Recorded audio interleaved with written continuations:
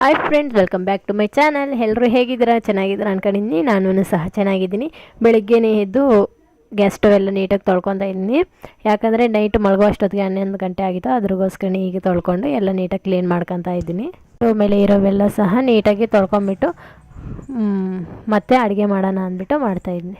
Gas stove ಎಲ್ಲ ನೀಟಾಗಿ ತೊಳೆದ್ಬಿಟ್ಟು ಆಮೇಲೆ ಇವೆಲ್ಲ ಇಕ್ಕೊಂಬಿಟ್ಟು ಅಂದರೆ ಮುದ್ದೆ ಮತ್ತು ಕಡಲೆಕಾಳು ಬಟಾಣಿ ಮಸಾಲೆ ಮಾಡೋಣ ಅಂದ್ಕೊಂಡಿದ್ದೀನಿ. ಸಾಂಬಾರು ರೆಸಿಪಿನೂ ಸಹ ಶೇರ್ ಮಾಡ್ತೀನಿ ನಿಮಗೆ. ನಾನು ಮನಿ ಸೇವಿಂಗ್ ಯಾವ ರೀತಿ ಸ್ಟಾರ್ಟ್ ಮಾಡಿದೆ, ನನಗೆ ಯಾವ ರೀತಿ ಅನುಭವ ಆಯಿತು ಮನಿ ಸೇವಿಂಗ್ ಟಿಪ್ಸಲ್ಲಿ, ಮತ್ತು ಬಂದುಬಿಟ್ಟು ನನಗೆ ಒಬ್ಬರಿಂದ ಈ ಗುಣಪಾಠ ಆಯಿತು. ಅದ್ರಗೋಸ್ಕರನೇ ನಾನು ಆಗ್ಲಿಂದನೂ ಸಹ ಮನಿ ಸೇವ್ ಅನ್ನೋದು ಮಾಡ್ತಿದ್ದೀನಿ. ನಾನು ಯಾವ ರೀತಿ ಮಾಡ್ತಿದ್ದೆ ಅನ್ನೋದನ್ನು ಸಹ ಹೇಳ್ತೀನಿ ನಿಮಗೆ. ಯಾಕಂದರೆ ನಮಗೆ ಮುಂದೆಗೆ ಒಬ್ಬರ ಹತ್ರ ಕೈ ಚಾಚೋ ಪರಿಸ್ಥಿತಿ ಬರಬಾರ್ದು ಅಂದರೆ ನಾವು ಈಗಲಿಂದನೇ ಸಹ ಮನಿ ಅನ್ನೋದು ಸೇವ್ ಮಾಡಿಕೊಂಬಿಡಬೇಕು. ಯಾಕಂದರೆ ಒಬ್ಬರ ಹತ್ರ ಕೈ ಚಾಚೋ ಅಷ್ಟು ಪರಿಸ್ಥಿತಿ ಬೇಡ ನಮಗೆ ಅನ್ನೋದೊಂದು ಸ್ವಲ್ಪ ಇರಲೇಬೇಕಲ್ವ. ಅದ್ರಗೋಸ್ಕರನೇ ಹೇಳ್ತೀನಿ, ಎಂಡ್ ತನಕ ನೋಡಿ, ಹಾಗೆ ನಿಮಗೆ ಅರ್ಥ ಆಗುತ್ತೆ ಅಂದ್ಕೊಂಡಿದ್ದೀನಿ.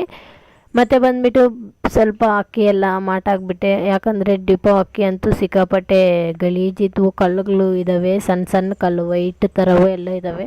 ಸ್ವಲ್ಪ ನೀಟಾಗಿ ನಿಧಾನವಾಗಿ ನೋಡಿಕೊಂಡು ಆಯ್ದಿಕ್ಕೋಬೇಕು. ನಾನು ಮತ್ತೆ ಮುದ್ದೆಗೆಲ್ಲ ಇಕ್ಬಿಟ್ಟು ಹಾಗೆ ಬಿಸಿನೀರು ಸ್ವಲ್ಪ ಕಾಯಿಸ್ಕೊಂಡು ಕುಡಿತಾಯಿದ್ನಿ. ಅದು ಬೇರೆ ತನ್ನ ಕೋಲ್ಡ್ ಇತ್ತು, ಅದ್ರಗೋಸ್ಕರನೇ ಚಳಿ ಹೊಡಿತಿತ್ತು. ಅದ್ರಗೋಸ್ಕರ ನಾನು ಬಿಸಿನೀರು ಸ್ವಲ್ಪ ಕಾಯಿಸಿಕ್ಕೊಂಬಿಟ್ಟೆ. ಮತ್ತು ಬಂದುಬಿಟ್ಟು ಮಸಾಲೆಗೆ ಏನೇನು ಹಾಕಂತೀನಿ ಅನ್ನೋದನ್ನು ತರಿಸ್ತೀನಿ. ಸಾಂಬಾರಿಗೆ ಒಂದು ಸ್ವಲ್ಪ ಅರಿಶಿನ ಮತ್ತು ಸಾಂಬಾರು ಪುಡಿ, ಧನಿಯಾ ಪುಡಿ, ಖಾರದ ಪುಡಿ, ಉಪ್ಪು ಸ್ವಲ್ಪ ಹಾಕಂತೀನಿ. ಇದೆಲ್ಲ ಜೊತೆಗೆ ಈರುಳ್ಳಿ, ಬೆಳ್ಳುಳ್ಳಿ, ಟೊಮೆಟೊ, ಒಂದು ಸ್ವಲ್ಪ ಹುಣಸೆ ಹಣ್ಣು ಹಾಕ್ಕೊಂಡಿದ್ದೀನಿ. ಅಂದರೆ ಸ್ವಲ್ಪ ಹುಳಿಗಿರಬೇಕು.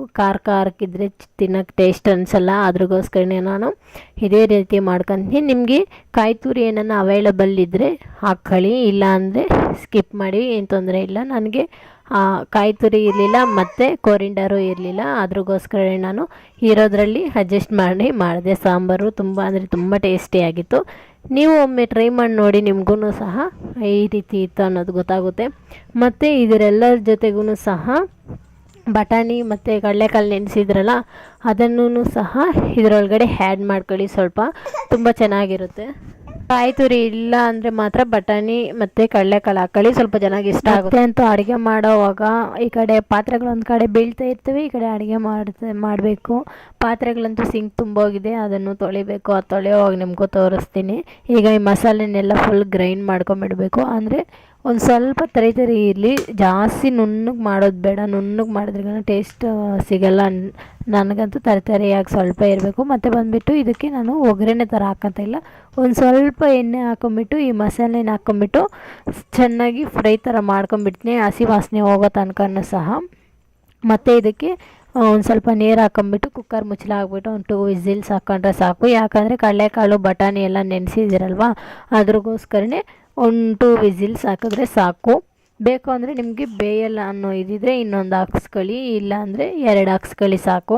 ಇದಕ್ಕೆ ಆದಷ್ಟು ಚೆನ್ನಾಗಿ ಫ್ರೈ ಮಾಡಿಬಿಟ್ಟು ಆಲೂಗಡ್ಡೆನೂ ಹಾಕಿದ್ದೀನಿ. ಚೆನ್ನಾಗಿ ಫ್ರೈ ಮಾಡ್ಕೊಂಡು ನೀರು ನಿಮಗೆ ಎಷ್ಟು ಬೇಕೋ ಅಷ್ಟು ಹಾಕ್ಕೊಳ್ಳಿ. ಕುಕ್ಕರಲ್ಲಿ ನೀರು ಹಿಂಗಲ್ಲ, ಅದ್ರಗೋಸ್ಕರನೇ ನಿಮಗೆ ಎಷ್ಟು ಬೇಕೋ ಅಷ್ಟು ಹಾಕ್ಕೊಳ್ಳಿ. ಜಾಸ್ತಿ ನೀರಾಗಿ ಮಾಡ್ಕೊಳಕ್ಕೆ ಹೋಗ್ಬೇಡಿ, ಚೆನ್ನಾಗಿರೋಣ.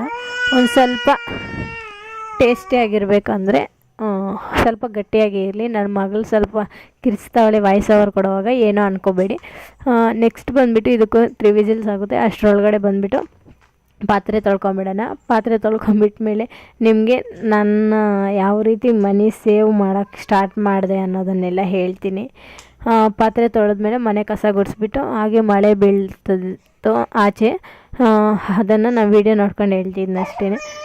ವೀಡಿಯೋ ಏನರಿಂದ ಮನಿ ಸೇವ್ ಮಾಡ್ತಿದ್ದೀನಿ ಗೊತ್ತಾ ಅಂದರೆ, ನನಗೆ ಫಸ್ಟ್ ಆ ಟೈಮ್ ಮದುವೆ ಆ ಟೈಮಲ್ಲಿ ನನಗೆ ದುಡ್ಡೆಲ್ಲ ವೇಸ್ಟಾಗಿ ಮಾಡ್ತಿದ್ದೆ ನಾನು. ಅಂದರೆ ನನಗೇನು ಗೊತ್ತಾಗ್ತಿರ್ಲಿಲ್ವಲ್ಲ ದುಡ್ಡು ಸೇವ್ ಮಾಡೋದು ಆ ಥರ ಎಲ್ಲ. ನಾನು ಮದುವೆಗೆ ಮುಂಚೆ ಮಾಡ್ತಿದ್ದೆ. ಒಂದು 100 200 ಯಾರನ್ನ ಮನೆಗೆ ನೆಂಟರು ಬಂದರೆ ಕಾಸು ಕೊಟ್ಬಿಟ್ಟು ಹೋಗ್ತಿದ್ರು ಆ ಟೈಮ್ಗಳಾಗ. ಅಂದರೆ ಈ ಜನ್ರೇಷನಲ್ಲಿ ಆವಾಗ ಕೊಡ್ತಿದ್ರು. ಒಂದು 100 200 ಕೈ ಕೊಟ್ಬಿಟ್ಟು ಹೋಗ್ತಾಯಿದ್ರು. ಮಕ್ಕಳಲ್ವ, ಅದೇನನ್ನ ತಗೊತಾರೆ ತಿಂಡಿ ಅಂದ್ಬಿಟ್ಟು ಕೊಟ್ಬಿಟ್ಟು ಹೋಗ್ತಾಯಿದ್ರು. ನಾನು ಅದನ್ನೆಲ್ಲ ಹಾಗೆ ಇಟ್ಕೊಂಡು ನಮ್ಮಪ್ಪ ಯಾರನ್ನ ಕೇಳಿದಾಗ ಕೊಟ್ಬಿಟ್ಟು ಒಂದು 20 ರೂಪಾಯಿ ಹಾಕ್ಕೊಡಂಗಿದ್ರೆ ಕೇಳ್ತಿದ್ದೆ, ಆ ಥರ ಎಲ್ಲ ಕೇಳ್ತಿದ್ದೆ. ಒಂದ್ಸರಿ ಅದೇ ರೀತಿ ಕೇಳಿಕೊಡಿ ಏಟುಗಳನ್ನು ಸಹ ತಿಂದಿದ್ನಿ. ಅದು ಇನ್ನೂ ಜ್ಞಾಪಕ ಬರುತ್ತೆ ಒಂದೊಂದು ಸರಿ ನಾನು ಯಾರ ಹತ್ರನ ಕಾಸು ಕೊಟ್ಬಿಟ್ಟು ಮತ್ತೆ ಒಂದು ಸ್ವಲ್ಪ ಹಾಕ್ಕೊಡಿ ಅನ್ನೋದು ಕೇಳೋದನ್ನು. ಅದೇ ರೀತಿ ನಾನು ಮದುವೆ ಆದಾಗ ಸೇವ್ ಮಾಡೋಣ ಅಂದ್ಕೊಂಡೆ.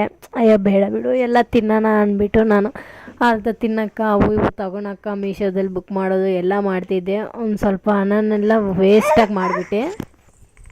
ಅದು ಮತ್ತು ನಮಗೆ ಒಂದು ಸಿಚುವೇಶನ್ ಇದಾಯಿತು ನನಗಂತೂ. ಅದು ಏನು ಅಂದರೆ ಮದುವೆ ಆದಾಗ ಒಂದೂವರೆ ವರ್ಷ ಏನಾಗಿತ್ತು ಅಂದರೆ ನಮ್ಮ ಹಸ್ಬೆಂಡ್ ಬರ್ತ್ಡೇಗಾಗಿದ್ದು ಗೊತ್ತಿಲ್ಲ. ನಮ್ಮ ಹಸ್ಬೆಂಡ್ಗೆ ಏನಕ್ಕೋ ಒಂದಕ್ಕೆ ಅಮೌಂಟ್ ಬೇಕಾಗಿತ್ತು. ನಮ್ಮ ಸ್ವಂತ ರಿಲೇಷನ್ ಅವರೇ ಒಂದು ಸರಿ 500 ಕೇಳಿದೆ. ಅದು ಬೇರೆ ಅವ್ರಿಗೆ ಸ್ಯಾಲ್ರಿನೂ ಸಹ ಆಗಿತ್ತು. ಅದು ಗೊತ್ತೇ ಕೇಳಿದೆ, ಒಂದು 500 ಕೊಡಿ, ನಾನು ನೆಕ್ಸ್ಟ್ ಕೊಡ್ತೀನಿ ನಮ್ಮ ಹಸ್ಬೆಂಡ್ ಸ್ಯಾಲ್ರಿ ಆದಮೇಲೆ ತೊಗೊಂಡು ಕೊಟ್ಬಿಡ್ತೀನಿ ಅಂತ ಹೇಳಿದೆ. ಬಟ್ ಅವರು ಇದ್ಕೊಂಡು ಇಲ್ಲ ಅಂದರು, ಇಲ್ಲ ಅಂದ್ಬಿಟ್ಟಿತ್ತೋ ಏನೋ ಗೊತ್ತಿಲ್ಲ ನನಗೆ. ಅವ್ರು ಇಲ್ಲ ಅಂದ್ಬಿಟ್ರು. ನಂಗೆ ಆ ಟೈಮಲ್ಲಿ ಏನು ಅನ್ಸು ಗೊತ್ತಾ, ನಮ್ಮ ಹತ್ರನೂ ಒಂದು ಸ್ವಲ್ಪ ಅಮೌಂಟ್ ಅನ್ನೋದು ಇಕ್ಕೊಂಡ್ರೆ ಬೆಸ್ಟ್ ಅಲ್ವಾ. ಇವಾಗ ನಾವು ಒಬ್ಬರ ಕೇಳಿಕೊಂಡು ಇಲ್ಲ ಅನ್ಸ್ಕೊಳೋದಕ್ಕಿಂತ ನಾವು ಸೇವ್ ಮಾಡಿದ ದುಡ್ಡು ಎಮರ್ಜೆನ್ಸಿಗೆ ಅನ್ನೋದು ಹಾಗೇ ಆಗುತ್ತೆ. ನಾನು ಇದೇ ರೀತಿಯೇ ಸಹ ಮನಿಯನ್ನು ಸೇವ್ ಮಾಡಿದೆ. ಯಾಕಂದರೆ ಇವಾಗ ಒಬ್ಬರ ಹತ್ರ ಕೈ ಚಾಚಿದಕ್ಕ ಇಲ್ಲ ಅಂದ್ರಲ್ಲ, ಅದೇ ತುಂಬ ಬೇಜಾರಾಗಿದೆ. ಅದರಿಂದನೇ ನಾನು ಅರ್ಧ ಹಣ ಅನ್ನೋದು ಸೇವ್ ಮಾಡೋಕ್ಕೆ ಸ್ಟಾರ್ಟ್ ಮಾಡಿದೆ. ಅದರಿಂದನೇ ಸಹ ನಾನು ತುಂಬ ತಲೆ ಕೆಡಿಸ್ಕೊಂಬಿಟ್ಟಿದ್ದೆ ಒಂದು ಸ್ವಲ್ಪ ದಿನ. ನಮ್ಮವರೇ ನಮಗಾಗಿಲ್ವಲ್ಲ, ಎಷ್ಟು ಅಂಗಾಯದಲ್ಲೂ ಆಗಿಲ್ಲಲ್ಲ, ಕೊಡ್ತೀನಿ ಅಂದರೂ ಕೊಟ್ಟಿಲ್ವಲ್ಲ, ಸ್ಯಾಲ್ರಿ ಆಗಿದೆ 2 days ಆಗಿದೆ ಅಷ್ಟಕ್ಕೆ ಇಲ್ಲ ಅಂದ್ಬಿಟ್ರು. 200 ರೂಪಾಯಿ 500 ಇಲ್ಲ ಅಂದ್ಬಿಟ್ರು. ನನಗೆ ನಿಜವಾಗ್ಲೂ ತುಂಬ ಅಂದರೆ ತುಂಬ ಬೇಜಾರಾಗ್ಬಿಡ್ತು. ಆವಾಗಿನಿಂದನೂ ಸಹ ನಾನು ಒಂದು ಸೀರೆ ತಗೋಬೇಕಂದ್ರೂ ಯೋಚನೆ ಮಾಡ್ತೀನಿ, ತಿನ್ನೋದಕ್ಕೆ ಯೋಚನೆ ಮಾಡ್ತೀನಿ, ಏನನ್ನ ಮಕ್ಳಿಗೇನೋ ಕೊಡಿಸ್ಬೇಕಂದ್ರೂ ಅದು ವೇಸ್ಟ್ ಕೊಡಿಸ್ಬಿಡ್ತಾರಲ್ಲ ಅನ್ನೋ ಥಾಟ್ ಬಂದುಬಿಟ್ಟಿದೆ. ಯಾಕಂದರೆ ನಾನು ಒಬ್ಬರ ಕೈಯಾಗಿ ಇಲ್ಲ ಅನ್ಸ್ಕೊಂಡಿದ್ನಲ್ಲ, ಅದ್ರಗೋಸ್ಕರ ನನಗೆ ತುಂಬ ಬೇಜಾರಾಗ್ಬಿಟ್ಟಿತ್ತು. ನಿಮಗೆ ಈ ಥರ ಅನುಭವ ಆಗಬಾರ್ದು ಅಂದರೆ ಈಗಲಿಂದನೇ ಸಹ ನೀವು ಮನಿಯನ್ನು ಸೇವ್ ಮಾಡೋಕ್ಕೆ ಸ್ಟಾರ್ಟ್ ಮಾಡ್ಕೊಳ್ಳಿ. ಯಾಕಂದರೆ ನಾವು ಒಬ್ಬರ ಹತ್ರ ಕೈ ಚಾಚಿದ್ರೆ ಅಂದರೆ ಕೊಟ್ಟಿಲ್ಲ ಅಂದರೆ ನಿಜವಾಗ್ಲೂ ತುಂಬ ಅಂದರೆ ತುಂಬ ಬೇಜಾರಾಗುತ್ತೆ. ನಾನು ಅದೇ ರೀತಿಯಿಂದನೇ ಮನಿ ಇವಾಗ ಸೇವ್ ಮಾಡೋದು. ಒಂದು ಸೀರೆಗಾಗಲಿ, ಒಂದು ಸೀರೆ ಎರಡಿದ್ರೂ ಅದನ್ನೇ ಯೂಸ್ ಮಾಡ್ಕೊತೀನಿ. ಯಾಕಂದರೆ ಜಾಸ್ತಿ ಡ್ರೆಸ್ಸುಗಳೇ ಆಗಲಿ ಏನೇ ಆಗಲಿ ನಾನು ತೊಗೊಳಕ್ಕೆ ಹೋಗ್ತಾ ಇಲ್ಲ. ಮಕ್ಕಳಿಗೆ ಆಗಲಿ ಏನೇ ಆಗಲಿ ಬಿಡು, ಅಷ್ಟೊಂದು ವೇಸ್ಟ್ ಏನು ಮಾಡ್ತಿಲ್ಲ. ಈಗ ಎಲ್ಲದರಲ್ಲೂ ಸ್ವಲ್ಪ ಮೇಂಟೈನ್ ಬರ್ತಾಯಿದ್ನಿ. ಅದ್ರಗೋಸ್ಕರ ಈಗ ನನ್ನ ಹತ್ರ ದುಡ್ಡು ಇಟ್ಕೊಂಡಿದ್ನಿ. ಅಂದರೆ ಈಗ ಯಾಕಂದರೆ ನಮಗೂ ಒಂದೊಂದು ಟೈಮ್ ಅನ್ನೋದು ಬರುತ್ತೆ, ನಾವು ಬೆಳಿತೀವಿ, ಹಂಗೆ ಇರಲ್ವಲ್ಲ. ಅದ್ರಗೋಸ್ಕರ ಯಾರೇ ಆಗಲಿ ನಿಮ್ಮ ಹತ್ರ ಹಣ ಇದೆ ಅಂತ ಹೇಳ್ಕೊಳಕ್ಕೆ ಹೋಗಬೇಡಿ.